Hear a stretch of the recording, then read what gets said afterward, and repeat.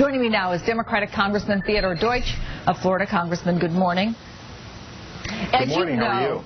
At the heart of Republican discontent is this individual mandate. And beginning on Monday, excuse me.